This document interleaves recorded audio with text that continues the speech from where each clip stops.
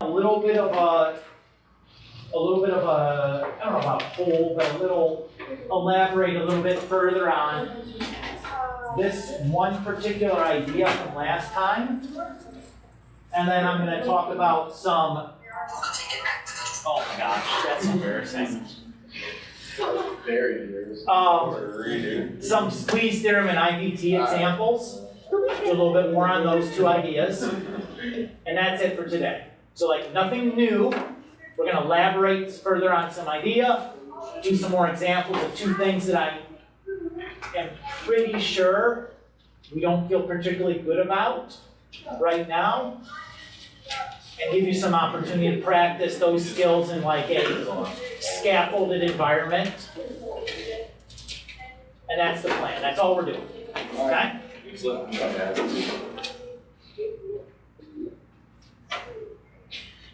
All right.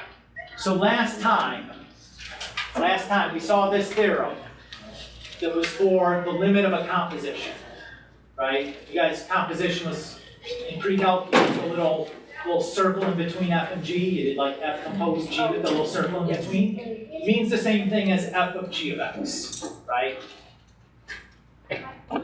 You know, like,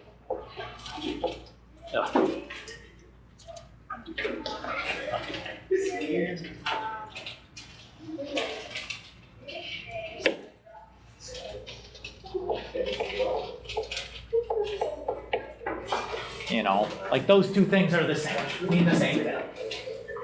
Different symbols, same thing, right? Okay? So this theorem is not just this. We have this extra qualifier where we need f to be continuous at the limit of g of x in order to say this. So there's like a little continuity catch there. Now, if you're doing this with equations, it's super clear when this works and when it doesn't. Because you plug something in and it's like, oh, look, I get an undefined, I get like an infinity inside of this thing or whatever. I'm like, that doesn't. Or I get it undefined inside of, like, what am I supposed to do with that? Like, you know that it'll be clear when not to do it, right? What I want to look at is a graphical situation where sometimes it's harder to tell.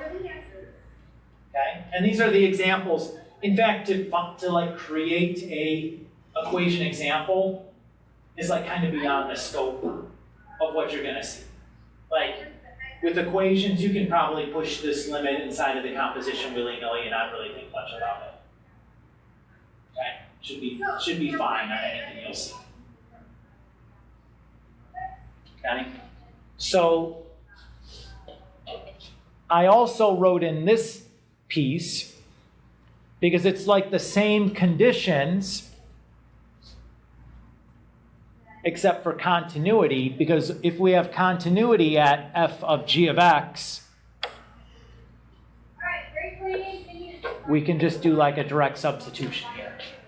If we have continuity, we can just direct substitute and like be done with it. So just look at the picture and we'll get our answer. Okay? Now, there's one spot at the end where we're going to look at where this gets a little hairy, but that's it. Okay? So let's look at some examples. So f h, the limit as x approaches -2 of f of h of x.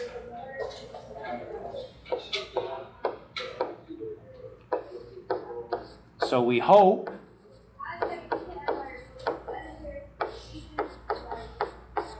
that we can push that limit inside. Okay. So if I go and I evaluate the limit as x approaches -2 of h of x. Here's h of x.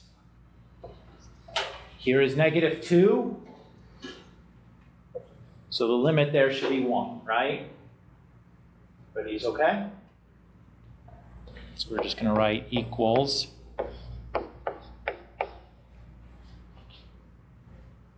Go to f of x, we find 1. F of x is continuous at 1, so all we need to do is plug it in, and we're done. Okay? So me checking that I have continuity here and here is really all I'm doing. As long as I have that, everything just kind of plugs in. It's easy. Works exactly like you would hope it would work.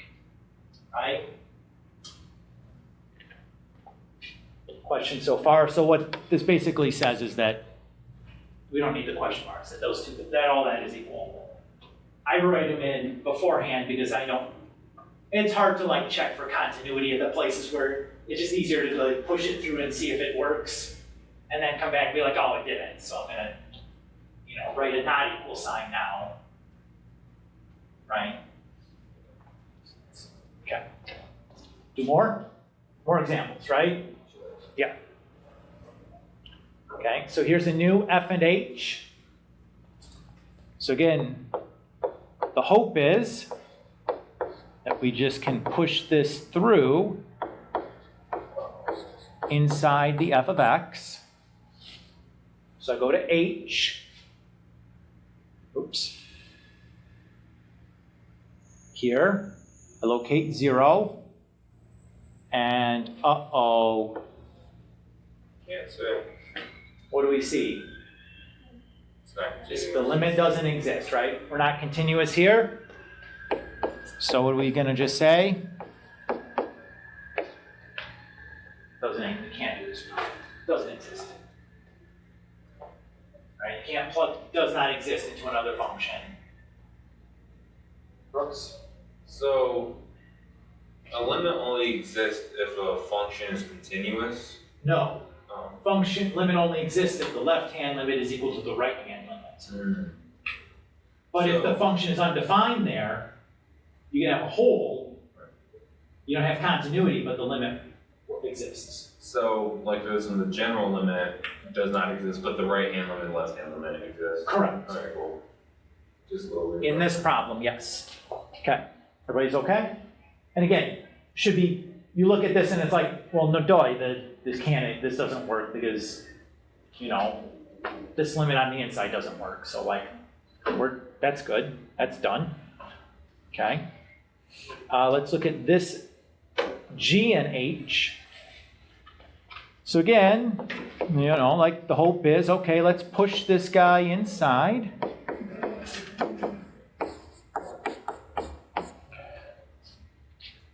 So if I look at my G at -3, we get 2.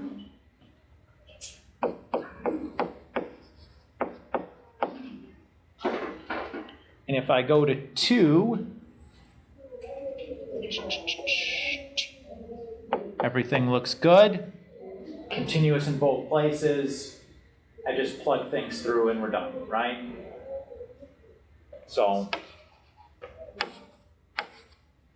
everything works exactly as we'd hope.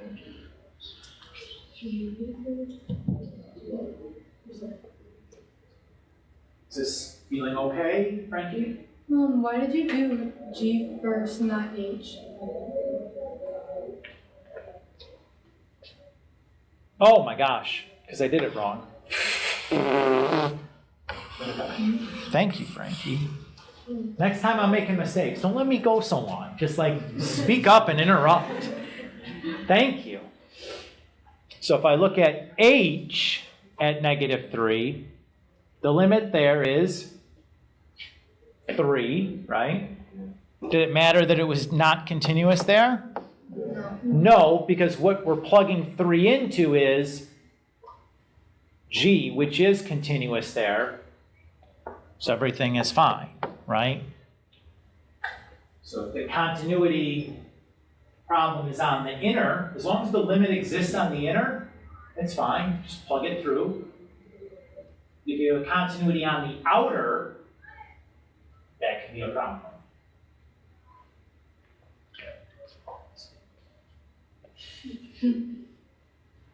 I was going, I'm like, what is this example trying to show right now? Because it's like, this is not what I would have expected this to have happen. Okay. Let's look at the next one here. So again, we hope that we can just push that limit through.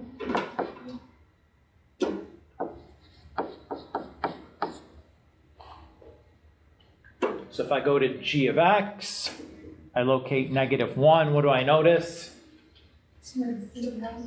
There's an asymptote there. What does that mean for the limit though? Well, it doesn't exist, right? The left end and right end are going to different things. One's going to negative infinity, one's going to positive infinity. What is that telling me about the limit of this composition then? Doesn't exist, right? If the inner limit does not exist, then, you know, those two things aren't equal, but this just doesn't exist. Is everybody okay? Does this feel not bad, right? We're just looking at pictures and sorting our way through this, and you're like, Mr. Kulik, you said this was going to get tricky someplace, and welcome to the tricky one here.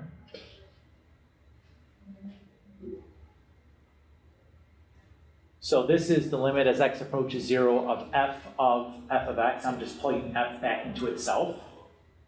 Is everybody okay with that? For the sake of clarity, I'm going to refer to f outer and f inner. So when these f's are popping up here and there, you're clear as which f I'm talking about. Is that okay? It's still the same f, but it's a lot easier to like track what part you're talking about if I add a little extra notation there on it. So again, we hope that this becomes f outer of the limit as x goes to 0 of f inner of x. Okay, I locate 0 on the x. The limit there should be 2, right?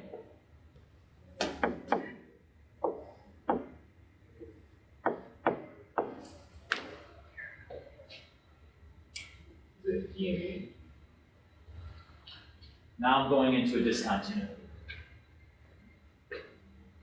So if the outer is at a jump discontinuity like this, sometimes you can do it, sometimes you can't. Sometimes you'll use the left-hand limit in replacement, sometimes you'll use a right-hand limit in replacement. Let's talk about why, okay? This one is actually doable, but it's not equal to f outer of 2, which would be 1, it looks like, right? If I was just plugging 1 in with a direct substitution, I'm sorry, plugging 2 in with a direct substitution, I would get 1. It's not that. So let's see why. When I look at the limit as x approaches 0 of the inner, this guy means we're going to the y-coordinate of 2, but we're approaching from below, right? We're coming below 2 and below 2. Everybody can kind of see that? Like we're following the line from... Like if we're following the graph. The y-coordinates are coming to 2 from below, like 1.9, 1.999, and so on, from both directions. So that 2, or that y going to -2, means that what we really have is the limit as x approaches 2 from the left of f outer of x.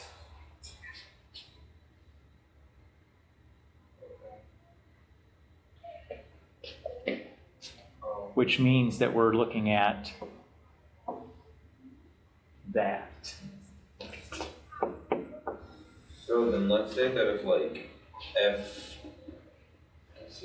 it was like... So I have some more example. I have another situation. So let's look at the next situation, and then we can do the what ifs, because I'll probably fill in the what ifs here in a second. So hold on to that, because if I don't cover it, we can absolutely circle back. But I have another piece to go here, and a little bit more elaboration that I would do. And then I'll let you guys bombard me with our what ifs to make sure we got it. Deal? Deal.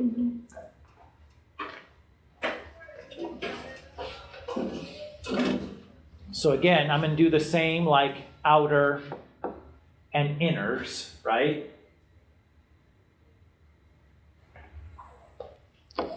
So the hope is that we push this guy in.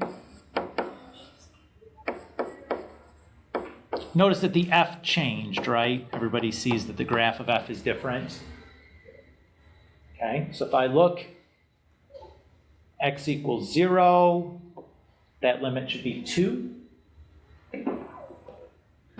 Notice now, though, that y is just approaching 2 from both directions, right? It's coming from below and it's coming from above.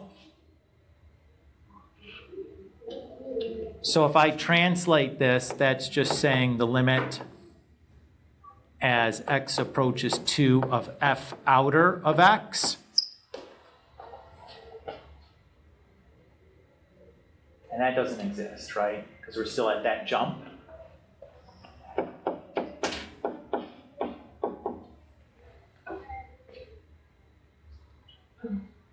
So if it's approaching from both, it would be the ending. For the F in it. Yeah, so think about it this way. So,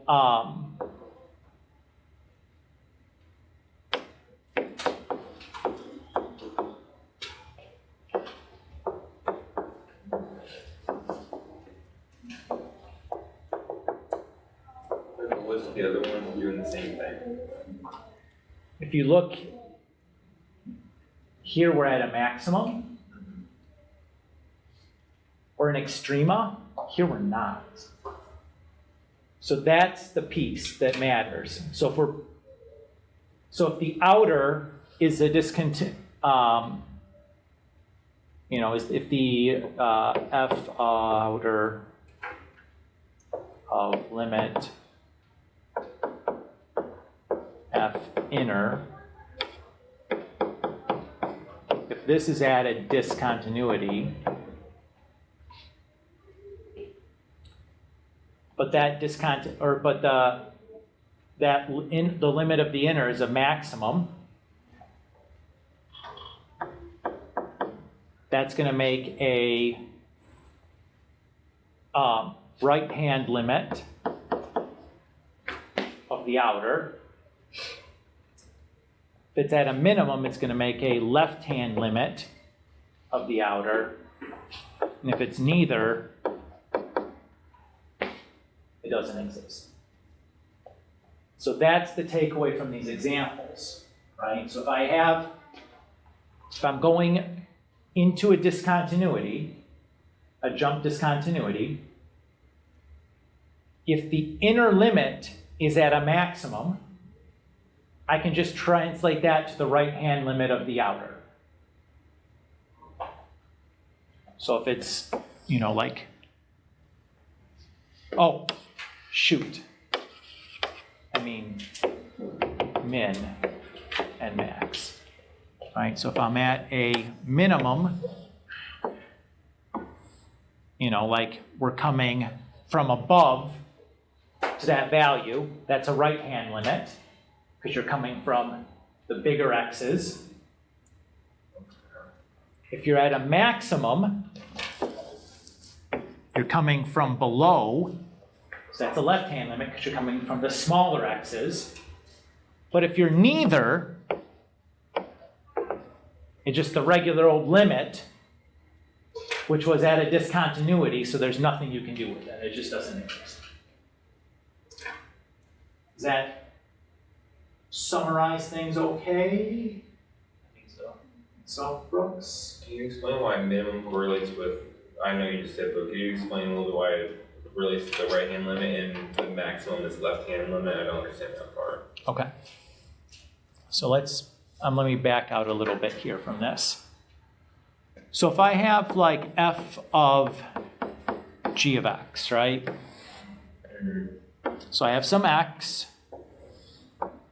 and I do g to it, and I outputs g of x, which is like a y coordinate, right? I then take that g of x, and I plug it into f, so that g of x is now like the input, the x coordinate for f, and it outputs some f of g of x, which is like a new y, right? So what we're seeing here is the output of the inner function becomes the input for the outer function. Is that okay? So if my inner is going to a maximum like this, all the values in the neighborhood are less than that maximum, right? If that becomes the input, all the values in the neighborhood are less than that input, right? Yeah. Input is x, so we're coming at the x from the left. That's a left-hand limit. And obviously, if you're doing a minimum, everything is just reversed, right? Does that feel better as to why that the maximum means a left-hand limit? Yeah. So the hard part is like that the output of G is now the input for F. So this Y coordinate turns into the X when you're doing the composition, and that's where things get a little hairy, right? Hard to conceptualize that. Going back and thinking about what is this composition map really doing, I think that helps, right? To track all the way back to like algebra 1 or 2 when we define these things, because we usually don't do a very good job of like really spelling out like what's happening to these X's and Y's in a way that's going to be useful long term. Does that feel okay? And what we just saw, like these examples where the outer function has that jump discontinuity, that's the hardest version of this kind of a problem. It's the hardest it will get. When you talk about finding a limit with a graph, it's the absolute hardest it can be. Okay? So everything else that you've done that was like all that other stuff is pretty straightforward. 99% of it is that stuff. 1% of the time you can run into something like this where it's, you know, a composition of two graphs and you're going, the outer graph is you're plugging into a jump discontinuity where you have to be a little bit careful. That's the only time where like something weird can happen where you're like, wait a minute, what? Why does this have an answer? It's at a discontinuity. And it's like, well, it takes a minute to explain that. So that was the entire point of what I wanted to get to, was this specific example that seems like it kind of breaks what's going on because you're coming into a discontinuity. And you can't do the direct substitution the way you'd want. You have to look at, is that making a left-hand or right-hand limit? If it is, I can do it. If it's not, then it just doesn't exist. Feel okay? This was okay? I know this was hard. Conceptually, it was difficult here at the end. The good thing is, this is the rarest of cases.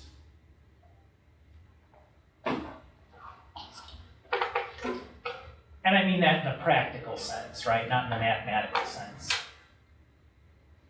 Is that it? Well, I want to do some I have some examples to do together. And again, you guys will have this stuff to practice on as well.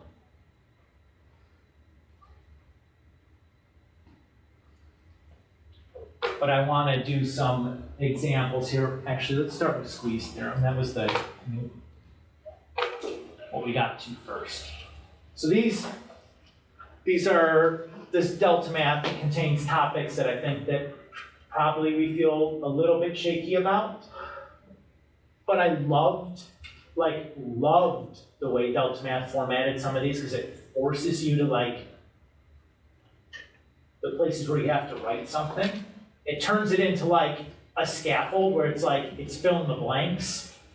These are the parts that are the same every single time. This is the part where you just have to change it based on the problem. So you get good at using the intermediate value theorem or the squeeze theorem or the definition of continuity to prove things because it gives you what you write, the part that stays the same every single time, and the parts that you just need to change based on the problem, which I think is great for where we're at right now. So the most common presentation of a squeeze theorem problem you will see on an AP exam is something of the type, or give you your G, your lower bound, give you your H, your upper bound, and just ask you to find the limit of the middle. They've done all the hard work for you because they found the functions that are your upper and lower bound. In the example in the notes, we had to make our own F and H, and that was kind of hard. We had to do that, use the bounds of sine and then multiply both sides by stuff and build out the functions we needed. They just gave them to us in the problem. So as long as we have this, the squeeze theorem applies, right? All we need to check is to see if the limit of g of x as x approaches 2 is equal to the limit of h of x as x approaches 2. If they are the same, that's the limit for f of x. If they are different, it tells us nothing. Can't say anything about the limit of f of x. Maybe it exists, maybe it doesn't. Maybe it's one of the two, maybe it's not. Maybe it's something in between. I don't know. Maybe it's something bigger or smaller. I can't say. I don't know anything about it. So to check this in practice, the limit as x approaches 2 of g of x, negative 12, minus 8, that's negative 20, minus 1, negative 21. The limit as x approaches 2 of h of x, negative 32, plus 11, negative 21. They are the same. Squeeze theorem then states that the limit of f of x is that same negative 21. Oops. No, there's no p's in it. And I'm done. That's it. So this just boils down to recognizing that what we're talking about here is a squeeze theorem situation. And all I need to do this is just do the limit of the upper bound and the lower bound. And if they're the same, that's my answer. If they're not, can't say anything about it. You feel okay here? Okay. The next one I want to look at are these intermediate value theorem problems. So this says the function f of x is continuous on the domain from negative 9 to 9 and is plotted below such that the portion of the graph on the interval from 0 to 5 is hidden from view. Mystery. Woo. Given that f of 0 is negative 7, so we have the point 0, negative 7 is the end of that piece, and f of 5 is negative 4. So there's 5, negative 4, the end of the other piece. Determine what conclusions can be drawn based on the intermediate value theorem on the interval 0, 5. So this is going to help us explain to us how to use the intermediate value theorem to answer these kinds of questions. So it's going to build out the entire format, and we just have to like update the pieces. So if I'm going to use the intermediate value theorem, the first thing I need is that the function is continuous. Was that the case?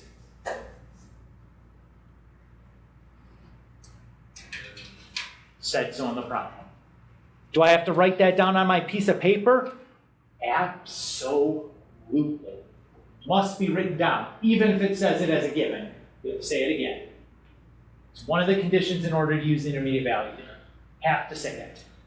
Everybody's okay?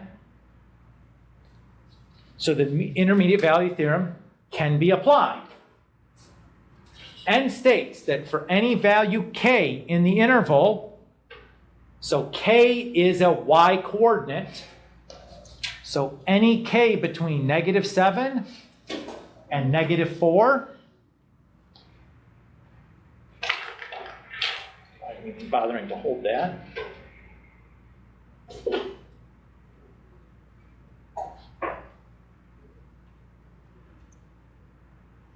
There exists a c, that's an x value. Where does the c have to be between? 0 and 5. Oops. How does that do? Oh, on the x coordinates, not y. Yep. Okay.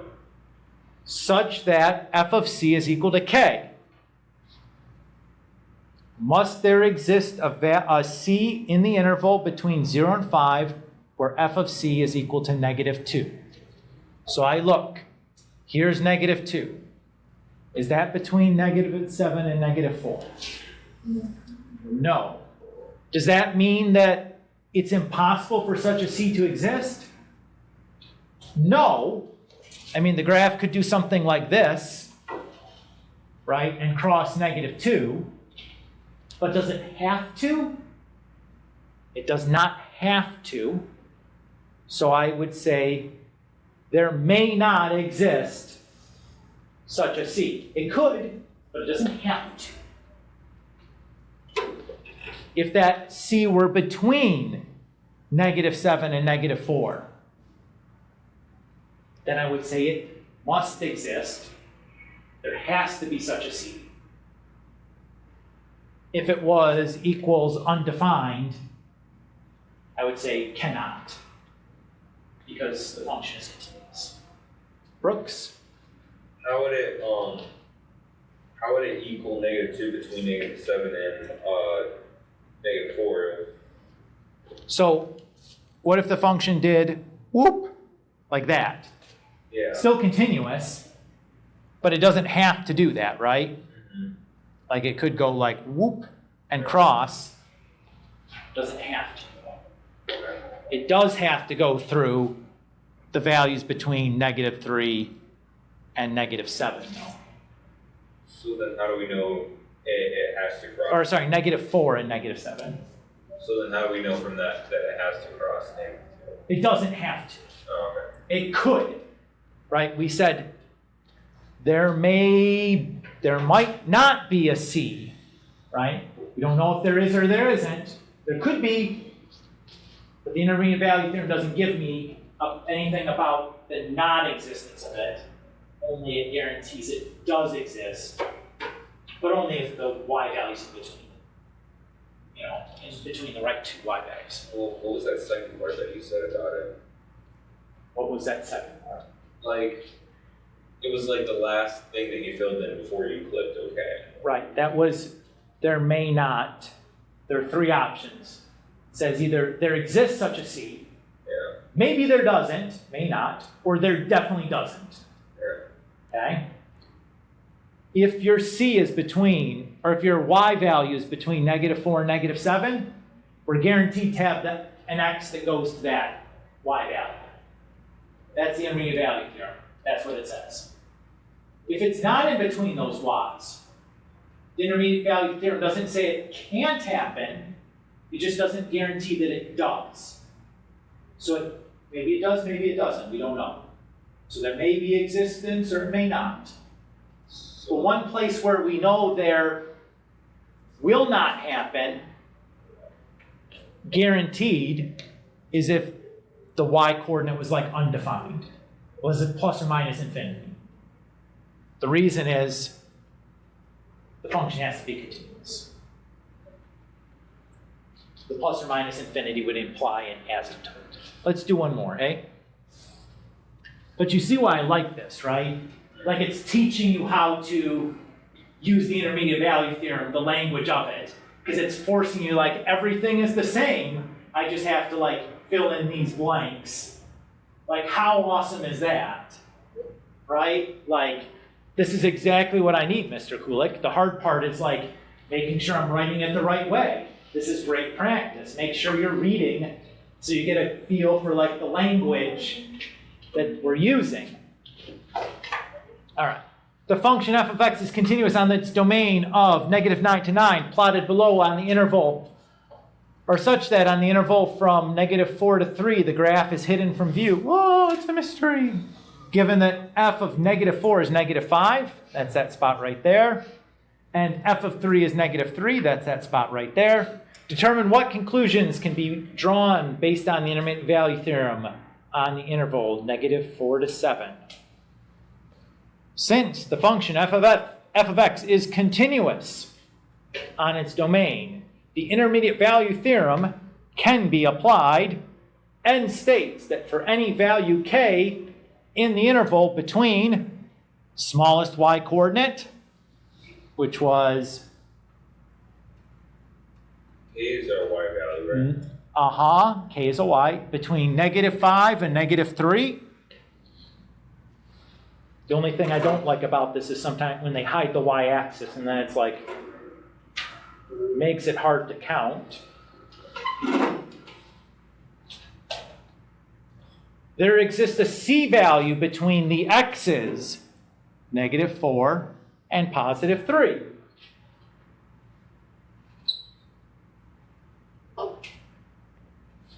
Such that f of c is equal to k.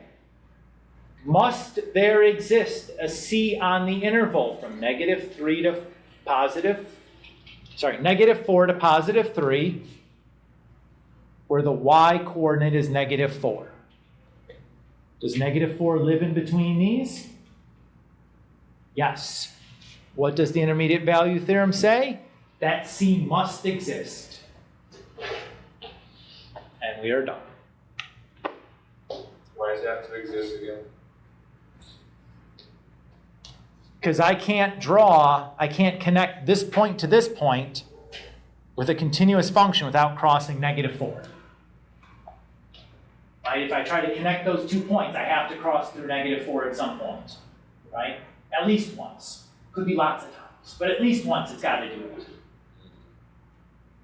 Because like one's lower than the other, and it has to cross. And you can't pick up your pencil because there's no discontinuity, so it's got to cross at some point. Is that? Yeah, it makes more sense. Okay. All right. And then I have some continuity practice.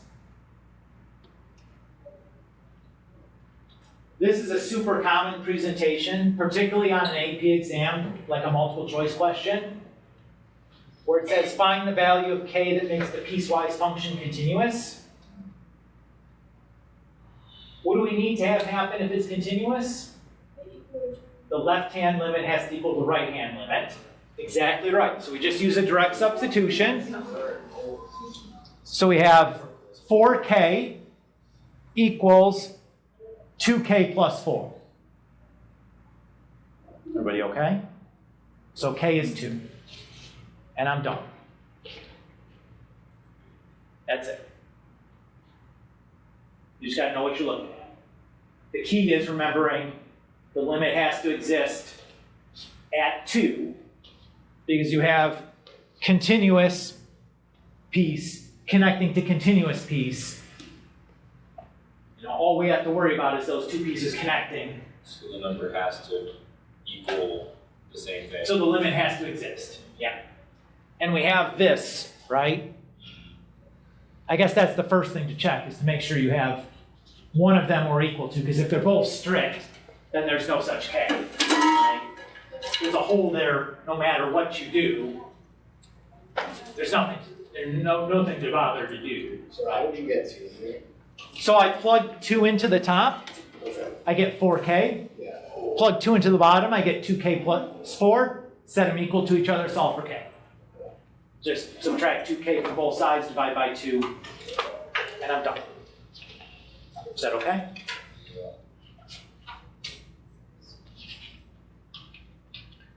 Determine whether the function is continuous at x equals 2.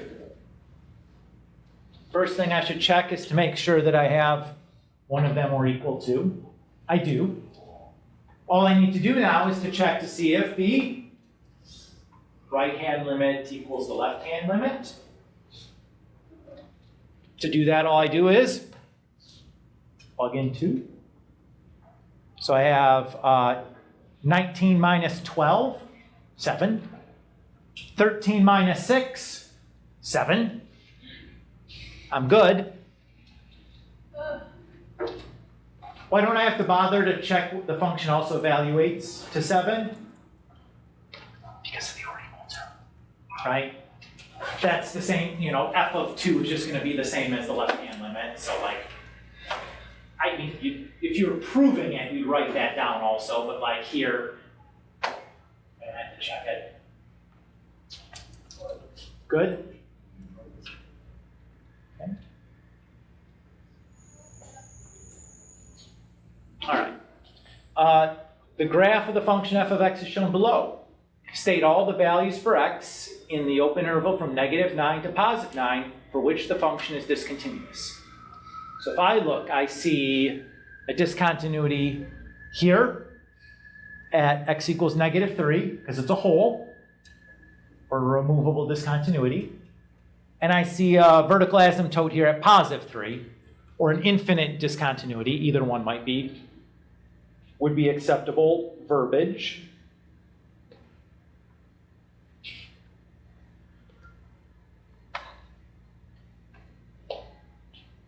Easy enough, right?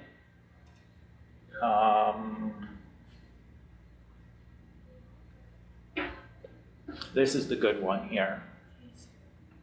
Use the definition of continuity to determine whether the function f of x, graph below, is continuous at x equals 5. Again, what it's doing, it's teaching you how to use the definition of continuity to prove continuity at a point. So if I look at 5, are we continuous here? No. So since the left-hand limit of f of x is equal to, that's -1.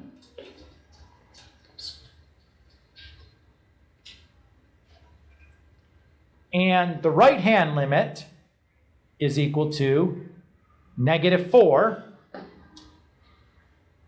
Oops. Not p.